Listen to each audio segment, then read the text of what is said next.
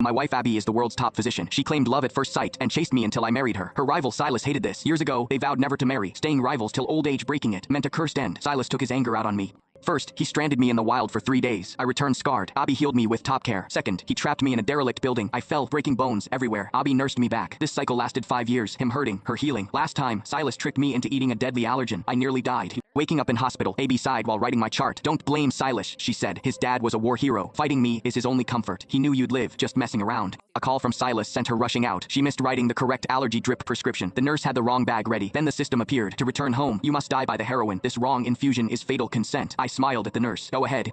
When Abby returned, the IV bag was already half empty. The warm yellow light of the room softened the cool, sharp lines of her face. Dressed in her white coat, she walked to my bedside, a gentle smile playing on her lips. I just finished up. Is that drip almost done already? She murmured. Let me see how my husband is doing. She reached out to feel my forehead, then gently checked under my eyelids, her every movement precise and tender. I just stared at her, a storm of emotion swirling inside me. After all these years, I could finally go home. My gaze must have been too intense, because the corners of her eyes lifted in a slight smile, and her voice grew even softer. What's wrong? Are you feeling unwell? Did the IV hurt? I shook my head. She smiled and ruffled my hair, pulling a pill organizer from her bag and placing it on the nightstand. Flynn, this allergic reaction was severe. You'll need to continue these nutrient drips for another 7 days. I've also put your allergy medication in here. Make sure you take it after every meal. I slowly pushed myself into a sitting position, my voice calm. That won't be necessary. I won't need them anymore. She froze, her head tilting as she studied me. Why so cold? Are you still angry with Silas? She let out a soft sigh and reached for my hand. Silas is just a bit extreme. That's all. He didn't really mean to hurt you. You're fine now, so just let it go. Okay, I pulled my hand away. What if I had actually died this time? She blinked, then a helpless smile touched her lips. With me here, how could I ever let that happen? Right, my wife was the greatest doctor alive. There was no injury. She couldn't heal. Lately, Silas's attacks had become more frequent.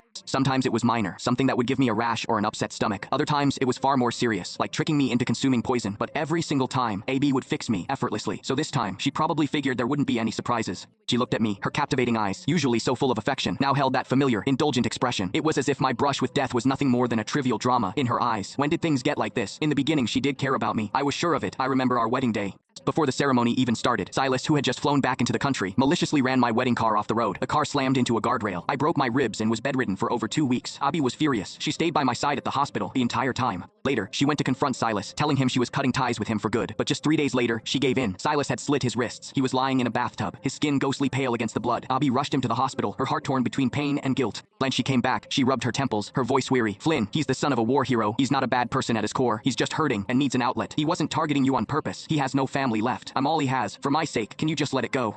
It was only then that I learned they weren't just rivals. They had grown up together. That vow to never marry and fight until they were old was a pact they made as kids. But then, while Silas was studying abroad, she met me. She fell hard and fast, insisting she would marry no one else.